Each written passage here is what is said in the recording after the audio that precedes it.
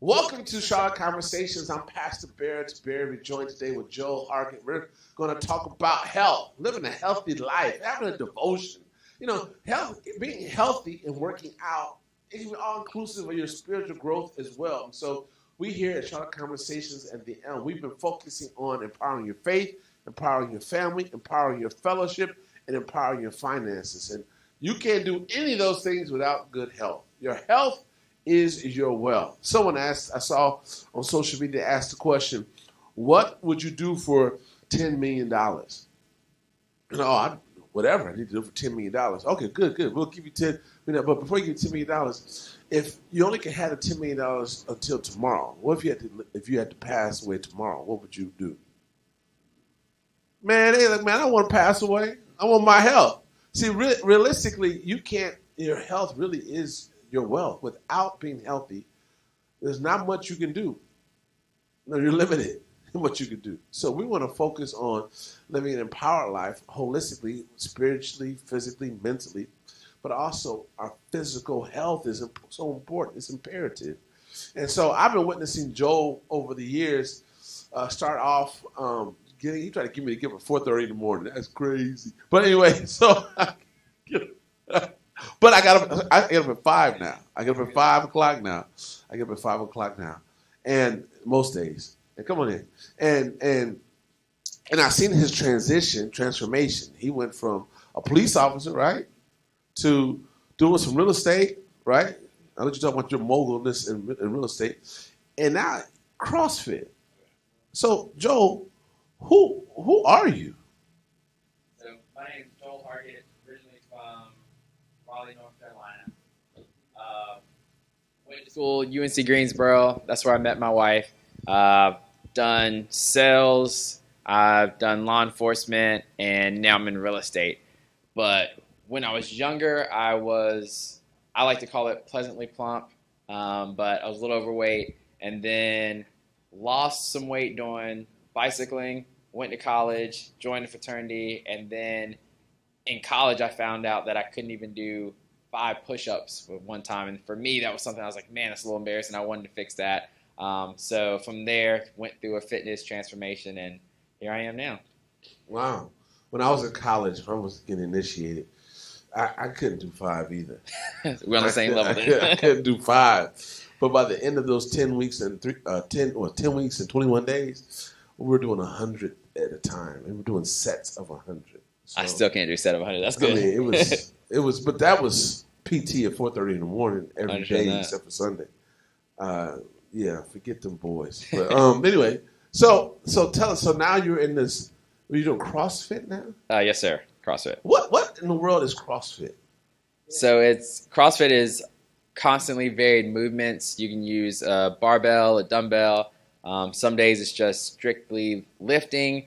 Other days it's something called metabolic conditioning, where you might work really hard, really fast for 5 minutes, all the way up to 20 to 30 minutes. It can be body weight movements. The main thing is just to keep your body guessing all of the time, and it's to mimic movements that you might have to do in real life. So that's what CrossFit is. And so you didn't start off with CrossFit. Oh, no. I started out originally going to the YMCA, working on bodybuilding type programs that I got off of bodybuilding.com. It was good. So you started off with just examples from an online website. 100% correct, yes. And then incorporate them into your regular routine. Oh, yeah. I first saw you in your, I guess it would be in your online, in your garage. Oh, yeah. So how'd you go from the Y into the garage? Gotcha. So I went from the Y, that was when I was in Raleigh, North Carolina. Worked out there. Then I had a job at a place called Granger Industrial Supply doing sales. Left that job, and then my wife was like, hey, I know you like fitness. Why don't you try doing a fitness job? So I was like, okay. Did fitness, enjoyed it. I was a coach in a bunch of different gyms, did personal training. And then how I got a garage gym was I became a cop. There was not a lot of extra free time, so I didn't want to, get ready to go to the gym, drive there, work out, drive back. So I was like, you know what? I want to spend time with my family. So let me build a gym in my garage, and that's how that came across. Now, and so I wanted you to share that because not everything has to be at a gym. Correct. Right? And not everything has to be, I'm a member of a gym and I pay way too much money. Yeah. And I go far too few times. Yeah. And I find more pleasure working out at home than I do going to the gym. Because the gym I think some people in the gym for fashion purposes. Yeah. So it distorts the whole concept of working out to me. I'm a still gym guy. I was an athlete in high school from junior high to college, and so it was just still, you know. So I'm not accustomed to co-ed anything in the gym. So that's how you're in your garage. How does one move to the garage and maintain some sense of motivation to get up and to work out? For me, it was all about setting a standard. And I feel like, if you set a standard, you're always going to live up to that standard. And for instance, when I started my first big boy job out of college, I was gaining a little bit of weight, and I tried on my khaki pants for my job. And my mom was like, "Oh man, those look a little tight. Why don't you get a, bigger pant size?" And something just clicked, and I was like, "All right, if I get a bigger pant size once, then I can get a bigger pant size twice, 3 times, and 4 times." And again, there's nothing wrong with that if that's what you want to do. But for me, it was like a standard. I was like, "No, I can't do that because that's a slippery slope." So for me, getting up, working out in the garage, or going somewhere else to work out, it's more of just what I do now. It's a habit. It's a standard. Same with, when I met my wife, I was a certain size. So for me, my standard is I want to be this size and or better for my wife, because that's how she married me. God willing, unless something changes that's outside of, my limitations. Right. Now, you were a police officer. Mm-hmm. How physical, I was looking at some police officers yesterday, and I was wondering, can they throw hands? Because they didn't necessarily look like they could. Yeah. I was concerned. I understand. I was concerned for them.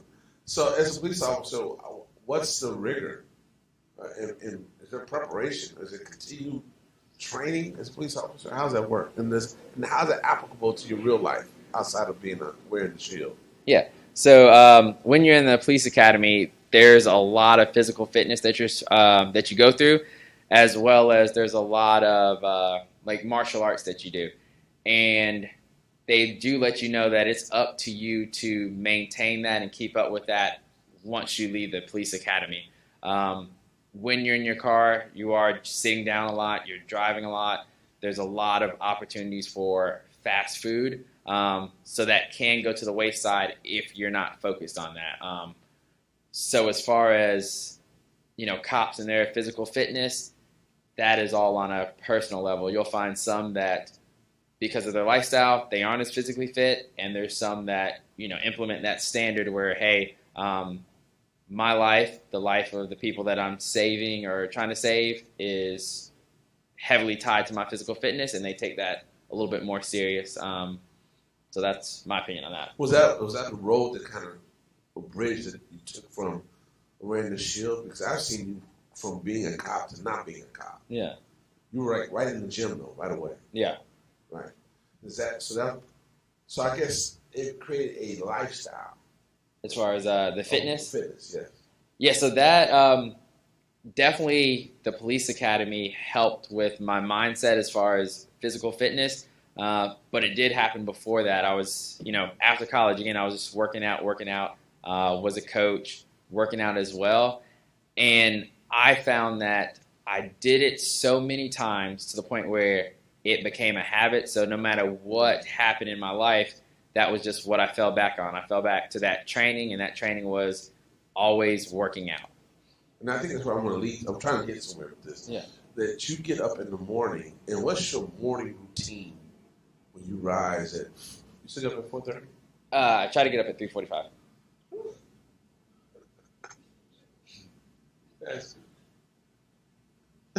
It is what it is. I can't even speak after that. 3:45. I thought 5 o'clock I was doing something. I feel like you must still have, good. You must have been at what, 6? Usually about 10ish. 10ish? Okay, yeah. very good. So what's your morning routine? If you don't mind sharing, what's your morning routine starting at 3:45? Yeah, so I usually get up, open my Bible app, read that real quick, post it online, brush my teeth, take a shower. Then I go downstairs. I try to listen to a sermon on like 1.5 speed or watch a little bit of The Chosen or just something related to God. And then try to eat some oatmeal, drink a pre-workout, and then get to the gym by 5 a.m. And because I have a CrossFit class that starts at 5. So that's when I go there. All right. Yeah. So again, you start off with devotion first. Correct. And I think people, I tie this into, and I need to get back to this. I was in D.C. and in seminary in D.C. and grad school, one or two, I don't know, I was in D.C. and I wanted to work out, but I wanted to also pray in the morning. I wanted to have some sort of devotion. So what I did, I tied. Jesus lived to be 33 years of age. Yeah. So I said, I want to do 3 miles a day. 3.1 is 5K, so 3 miles a day. And I start off at the track. Yeah. And I would go in the third lane around the track. So I would walk first, and then I would jog one and walk one until I was able to do 2. But I always did it on the third lane. And I kept my mind focused on Jesus living his 33 years in his ministry for 3 years and living for 33 years. And I was in the third lane doing 3 miles. And so I tied my spiritual life, my devotion life, my discipline to my working out to a point that I could then run 3 miles without having to be in the lane. Then I could go out into the streets and run 3 miles with ease and finish within 33 minutes. Got down to 30 minutes. But so I just got down to 28 eventually. But that's how that's how I motivated myself. Tell us about this devotion that you do in the morning, and why do you do these things in your preparation for your 5 a.m. fitness class? Yeah, well, the reason why I feel like devotion is important, at least for me, first thing in the morning, is I got to a point in my life where I really enjoyed fitness, and I would start going to work out on Sundays, and I wouldn't go to church instead. So I started putting my health, my fitness before my relationship with God, and then it just clicked to me as like, oh man, I'm making that an idol. So now I make sure the first thing I do is, at least open my Bible app, read that, again, try to get my sermon in or something, just so I know, okay, I put God first before I put, health and fitness. So that's for me, just to check myself every day to make sure I'm not putting something as an idol above God. And this is CrossFit, right? Now, we're average people. Yeah. Some of us don't even work out. Yeah. Some of us just think about it, right? But is CrossFit for us? I would say 100% as long as you go to the right gym. And what I say by that is there's a lot of great gyms. There are some gyms that they might not know what they're doing as much, but as long as you go to the right one, they'll be able to scale certain movements. There's movements that I don't do because it's not in my wheelhouse or I feel like I'd get injured. But as long as you have the right coaching, I think anyone can do it. From like the gym that I go to, we have people who are in their 60s doing it. We have kids that are 13-year-olds doing it. It's really for everyone, in my opinion. So in CrossFit is lifting, running, what give us some examples of what a CrossFit workout is like. Gotcha. So, for instance, this past Saturday, it was a partner workout where we started out with an 800-meter run. Then you came inside. You did 3 rounds of 10 bar muscle-ups, which is like a pull-up, and then just like pushing up over the bar. 30 sit-ups, and then something called a wall ball, where you have a ball, you go into a squat, you throw it up against the wall, you catch it, and then you finish with another 800-meter run. But some people had injuries, some people just aren't runners, so they were able to ride on a bike. Other people, instead of doing the type of sit-ups we did, they might have done regular sit-ups. So you can really scale it and modify it to whatever level of fitness that you're on. That's important. No, you can start from anywhere. Correct. Doesn't matter what level you're on. 100%. And still have benefits from it. 100%. And it's important that we do something physical every day. I mean, a 30-minute walk is a minimum, but you should do that every day. They even say that, studies have come out recently saying that people who actually do some sort of a cardio workout on a daily basis, even those who are obese still have better outcomes than those who are fit, who don't do regular cardio every day. I've heard that for sure. So it's important that we are active, even as Christian folk, that we are active. We're talking about starting a Zumba class. I like it. To find new ways to get people active. But CrossFit is, I guess, the modern today's way of working out. Instead of just going to the gym and doing the regular sets. Right? Yeah. So why did you choose CrossFit versus, I guess, just going to the gym and following a traditional workout plan? Yeah, a couple different reasons for that. I used to, when I moved to Charlotte first, I used to work at a gym, and when I was in training, they actually told us that a lot of people are gym sponsors. Like, if you look at a gym, they don't have enough space for all of their members to come at one time, so they are banking on the majority of their members not showing up. And that just doesn't sit right with me. I feel like if you're offering a service or a product, you should deliver the service or a product. And then when I would go to those gyms, I love doing bench. I'm a guy, I love doing it. But if I'm going there, there's always someone using that bench. So I have to alternate my plan. And then my time in the gym takes a lot longer. Although my membership might have been $10 a month, $20 a month, to me, it was a lot more expensive because I was not getting the results that I wanted. But when I started going to CrossFit, and then also what I see with these other boutique gyms, they create a culture of community, they create a culture of accountability, and then you also get results. Like my gym membership right now, $170 a month. It costs a lot. However, I am getting the results that I want. If I wasn't getting those results, I wouldn't pay for it. But when I went to a regular gym that was like $10 a month, I wasn't getting the results that I wanted. So it was more like throwing away money versus investing money back into my body, into my health. You're right. I mean, I think everybody has a library card and a Planet Fitness membership. So 100%. 100%. So I had it at one point. Don't use. I think to check on that. I think I may still have one. But you're right, and so it's more of an investment into you. Without our health, we don't really have. You don't have anything without good health. Correct. You don't have anything without good health, everybody. So, do you do anything dietary that's unique or coincides with your physical workout? I would say, for me, my wife eats way healthier than I do. I like to have pizza once a week. I literally work out just so I can eat. But when I am cleaning up my diet, I did macros at one point, and that helped me to really lean out and get ripped. That was unsustainable for me because there was a lot of counting of your protein, your carbs, measuring.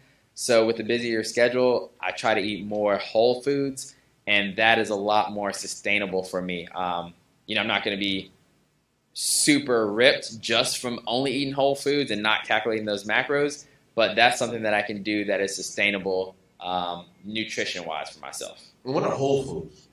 That would be stuff that grows on trees or just like animals. So it would be a steak. It can be beef, broccoli, burgers, fruits, things that aren't fried. Like I love popcorn shrimp. It wouldn't be popcorn shrimp. Wouldn't be pizza, things like that. Yeah, no bang shrimp for it is good though. But yeah, none of that. Yeah, I've given that up, man. But I miss it. He had a good relationship while it lasted. It is good. Yeah. So I always tell people I'm the chubbiest, healthiest person because I get up and I have a smoothie every day, and I juice too. So I made a cherry juice today. Yeah. I read you can have about 24 cherries a day. So I put 24 cherries in. Put it in my blender with some black seed and some kale, and a little protein and some other seeds, chia seeds. Put that in there, and I get it going. And so my friends and I from Los Angeles, we all grew up together. We share tidbits on health. Yeah. So lower your blood pressure or maintain it. beets every day. So we do beet juice. It's not bad. Kale, blueberries, antioxidants, those type of things. And so you want to get enough greens in your body on a regular basis. 100%. Juicing and blending are two of the ways to successfully maintain whole foods in your life, and eating enough fiber and enough protein. So good protein I like to use is pea protein, PEA protein. That's good protein for you. It's clean. You should get about at least 56 if you're an adult, at least 56 grams of protein a day. I shoot for 100. That's awesome. Grams of protein a day. But that takes work. It does. You have to plan around that. I want to be a vegan. I can't be vegan.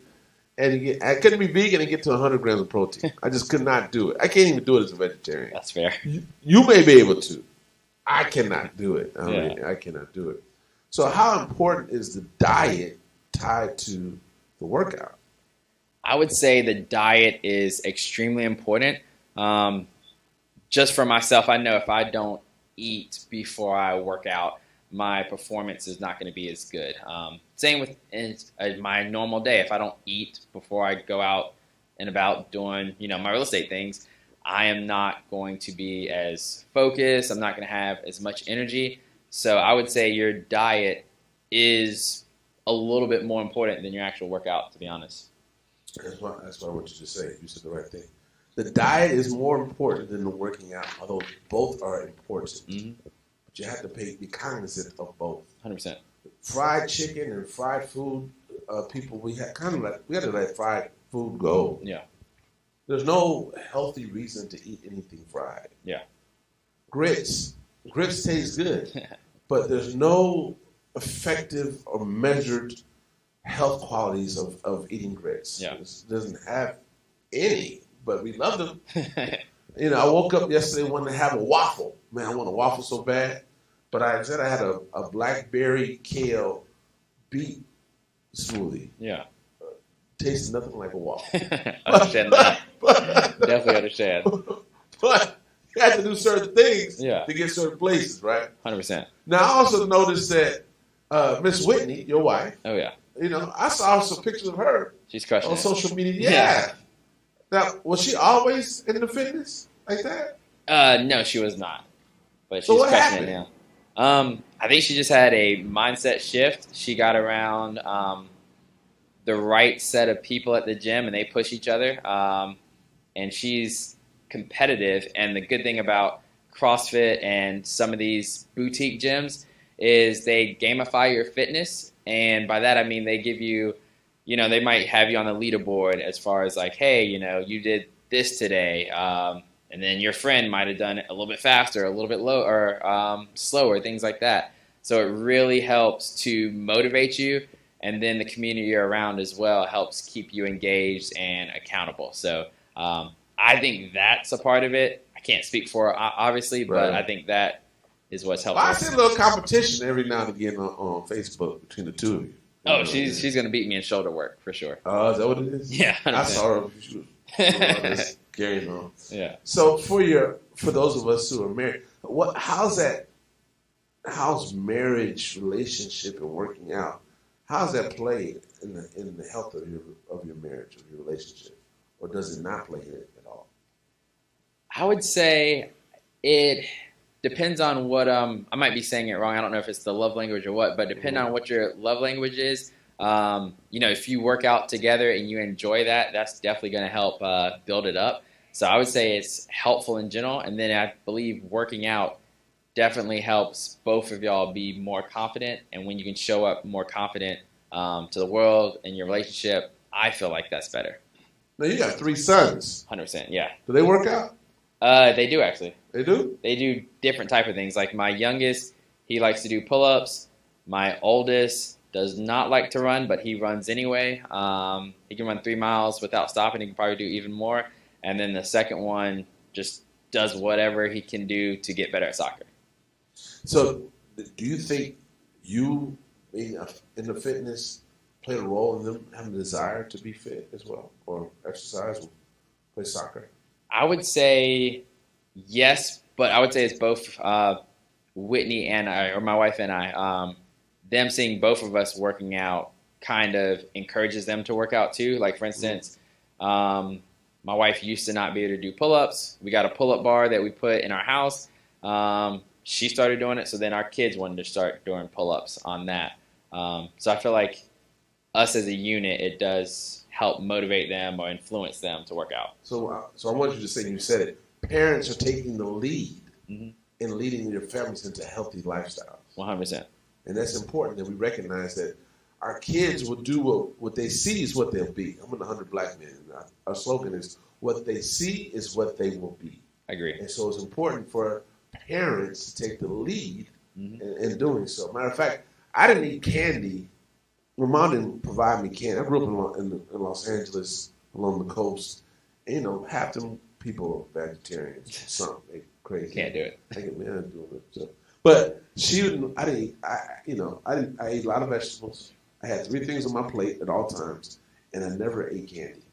So to this day, I still don't eat. I very rarely eat candy. I understand that. But it's because my mother didn't provide candy for me. I mean, it's what I wanted. And so I never had cavities for years. Then I got a cavity. I'm all right. But anyway, it was my mother took the lead in that lifestyle. So give us a workout. What's a workout look like? Get us all started today on some of us who have not worked out. Give us our first workout. What would it look like? I would say if you haven't worked out at all, a very easy benchmark workout, I guess, so you can retest yourself is, a 10-minute workout. Every minute on the minute, do 5 to 10 burpees for 10 minutes. So that'll really test your fitness. You can do it every single month to see how easier it gets. But, the first minute you do 5 burpees, second minute you do 5 burpees, and so on until 10 minutes is up. Or if you're like, man, I'm super fit, you can do 10 burpees a minute, every single minute for 10 minutes. And that'll really be a full body workout, and it'll get you right for sure. Okay, all right. Burpees. That's something we did in middle school, probably. The first burpee, and then on the football field. And now we're novices. We're doing our burpees. What's the next stage for I guess medium workout? I would say if you have equipment, I'm a huge fan of deadlifts, bench press, squats, and pull-ups. So I would integrate those into your workout. Maybe 5 sets of 5 of deadlifts, 5 sets of 5 bench press, 5 sets of 5 squats, and 5 sets of 5 strict pull-ups. That's what I would do. And so now you're our coach, right? You're a trainer, and we're considering joining CrossFit, and we want to do CrossFit. What do you tell people when they first come to CrossFit? How do you get them started or motivated in working out, or what's the plan that you use? Gotcha. Yeah. So when I was a coach, and then also what I would tell people now is, hey, you just want to show up. The first month is going to not feel good. You're going to be sore. You're going to be tired. But that's just your muscles growing, and you want to continue to push through. I also tell people not to ego lift. You want to lift what your body's capable of doing without getting hurt. I've ego lifted before. I paid the price of getting injured from it. So just making sure you only lift what you're capable of, and then your body will get stronger. You can lift heavier eventually, but start off slow at first. No ego lifting. No ego lifting. Slow, smooth, fast. All right. So I don't have $170 to go to join your gym. Yeah. So where else could I join besides America's Gym, Planet Fitness? Is there another type of gym to go to? Yeah. So there's or not a gym at all. Yeah, I would. There's a bunch of different things you can do. First, if someone were to say, "Hey, I don't have $170," I would challenge them first to see if, do you not have $170, or are you just allocating those funds somewhere else where you could reallocate them to investing in your health? If you really are like, "Hey, Joel, I don't have any extra money. It's hard for me to make ends meet," then, there's less expensive gyms that are still boutique gyms that foster that same community. And If not, you can always just get a group of friends who are really can really hold you accountable, and y'all can meet up and do free workouts together outside or somewhere else. But I would say that key thing is accountability. It's so much harder to do it alone. There's some quote, and I'm probably going to misquote it, but it's like, if you want to go fast, go by yourself. If you want to go far, or no, if you want to go fast, go alone. If you want to go far, go together, something like that. Yes, so just get a community around you, get accountability partners. You can do it for free. Just make sure y'all holding each other accountable. Accountability. 100%. Accountability. So we're going to close with this thought. It's important to have a devotion life. Get up early in the morning. Mm-hmm. You know, I like people. I was trained. I believe this to be true. I want to be working while other people are sleeping. Yeah. I want to defeat. I'm competitive. We should be competitive in life. Not just because we were raised as athletes, but just because life is competition. Mm-hmm. And I want to be the best that I can be. And so being, I'm going to get up early. Yeah. But pray, devotion, study, go to your workout, find some accountability, be with other people who can hold you accountable for working out, mm-hmm. and not go fast, but go at a pace with a group of people that you can be successful towards the end. 100%. That's what I'm getting from this conversation. Yeah, 100%. You know, I have one guilty pleasure that I keep. My gym is $150 a month. I go to Lifetime Fitness. Nice gym. But it has everything imaginable in it, you know. But now, it tell you, they threaten you now. Like, if you drop down, you're going to go back to the ends of wait list. Yeah. And then it's like almost $200 a month. Oh, man. So they're tricking me to keep my membership. I'm never going to pay that kind of money. Yeah. But anyway, I think it's important for us to find a community that you are comfortable with. Agree. And wherever it is. 100%. It could be in your neighborhood with the ladies that you talk to about your kids. That could be your place. It could be the fellows when you go play basketball. But you need to have a fitness community that's focused on your success of your health. Agree. 100%. That's imperative. All right. Any last statements before we close?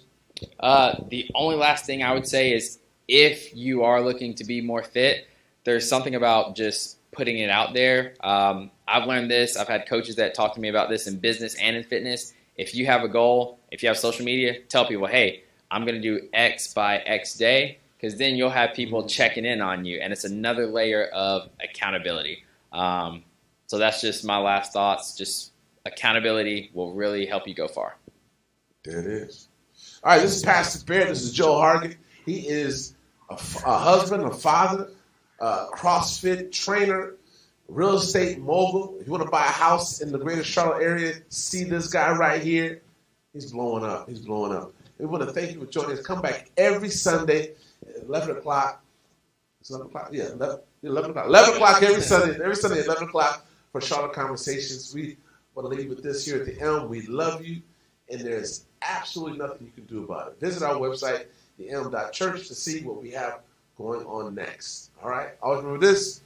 We love you. And he's waving. Oh, well, we normally do, but we're out of time. But what's your question? No, I want to hear it. No. I believe he was just asking, what are my thoughts around macronutrients for weight loss and weight management? My thoughts on it, I love it. I've counted and tracked my macros. I did a plan where it talked about my, amount of protein I needed each meal, amount of carbs, and amount of fats. And it actually tailored it to my body size and my weight goal. That was the most in shape, fit I've ever been in my life. For me, it was just unsustainable just because I did not take the time to meal prep all the time and measure it. But if you're able to do that, I think it is phenomenal, and I think it'll help out really well. I believe my wife had done some macros for a while as well, and she had great results. So for macros, I love it. I think it's great. We want to thank you for joining us here for the Charlotte Conversations. I'm Pastor Barrett, joined here with Joel Hargett. He is a fitness guru, real estate guru, husband, father of 3, We had a great time today. We join every Sunday, 11 a.m. here for Charlotte Conversations. Go to our website, charlotteconversations.org, or visit TheElm.Church to find out more.